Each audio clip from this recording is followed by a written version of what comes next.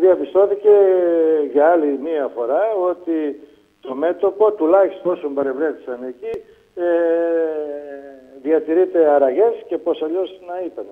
Κύριε Κασάρα, επί της ουσίας δηλαδή τεκμηριώσατε, επισημάνατε το αυτονόητο, ότι όλο το Αιγαίο είναι ενωμένο για να μην υπάρξει κατάργηση των μειωμένων συντελεστών. Ακριβώς, όλο το Αιγαίο είναι ενωμένο, ακόμα και οι συνάδελφοι βουλευτές της Νέας Δημοκρατίας που ασφαλώς έχουν βγάλει μια ανακοίνωση όπως μας πληροφόρησαν, εσείς θα την έχετε υπόψη σας.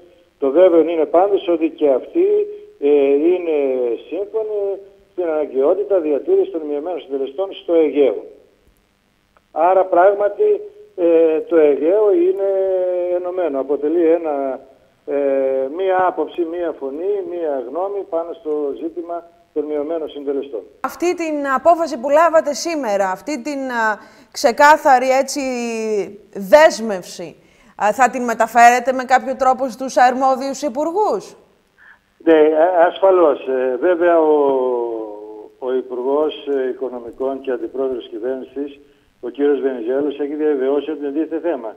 Επειδή όμως στους δύσκολους καιρούς που περνάμε, καλό είναι πάντα να επαγρυπνούμε, επαναλαμβάνω όμως βάζοντας τα πράγματα στη σωστή τους διάσταση. Αυτό το συμφωνήσαμε. Εάν μη κακό προωθηθεί αυτή η απόφαση από τους αρμόδιους υπουργούς και αν μη κακό το δούμε να κατατίθεται στη Βουλή, έχετε λάβει αποφάσεις για το πώς θα αντιδράσετε? Νομίζω ότι όλοι έχουμε τοποθετηθεί και μάλιστα σήμερα κατατέθη από τον Δήμαρχο Καλυμνίων η πρόταση να παραιτηθούν και οι δήμαρχοι.